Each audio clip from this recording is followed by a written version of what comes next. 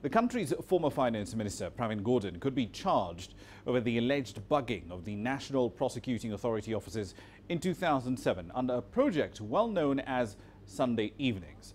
Mr. Gordhan believes the allegations implicating him in the Integrated Financial Management System project are part of what he's described as, quote, a well-orchestrated campaign by the Gupta syndicates to launch attacks through the abusive state institutions on those opposed to corruption and working for the renewal of the ruling party, the ANC.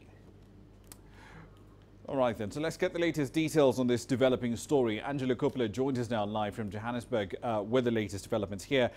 So let's pedal back a bit here, Angelo. The police have also asked for affidavits from a former Finance Minister, Trevor Manuel, and his one-time deputy as well. And they want those by Friday, which is really just hours away. Will these two gentlemen be able to meet that deadline? Well, former Finance Minister Manuel did confirm that he'd received the request to complete that affidavit that was requested, obviously, and promptly handed it to his legal advisors. Moleketi, on the other hand, we are told, had previously responded to the NPA, which is the National Prosecuting Authority. Moleketi says he doesn't know what other information the NPA actually wanted because they haven't asked specific questions. You'll recall that Pravin Gordhan was famously asked 27 questions about that secret unit and about any activities that were involved there. He answered all of the questions, and yet the NPA persisted with its targeting. We don't know if Trevor Manuel has been approached by the NPA before the affidavit request or not, but we'll find out soon enough. Raman? Indeed. So at what stage, though, is the investigation into this investigations unit, this clandestine unit, apparently, that was set up when Pravin Gordhan was in charge of the country's tax agency?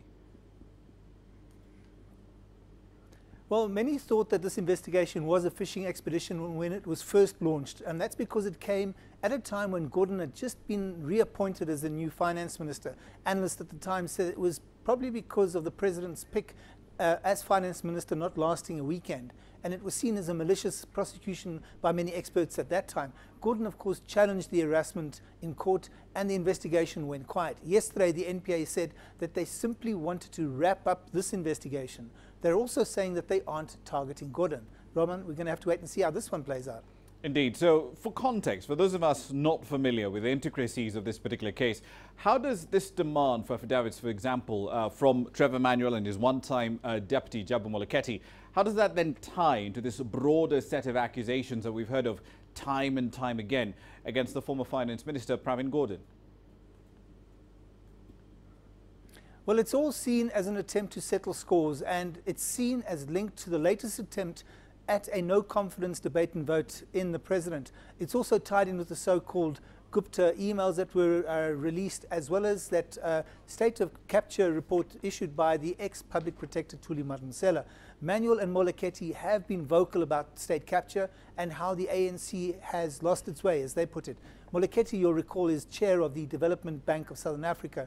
He's the man, we are told, who pressured the Eskom board into suspending Gupta-linked finance director Anoj Singh recently. The bank reportedly threatened to call its $1 billion loan to the state utility if Singh wasn't suspended. So it does appear to some commentators that someone is trying to settle some scores, Roman. Indeed. We'll see how this plays out. Thank you for the update. That, of course, is Angelo Coppola there live in Johannesburg.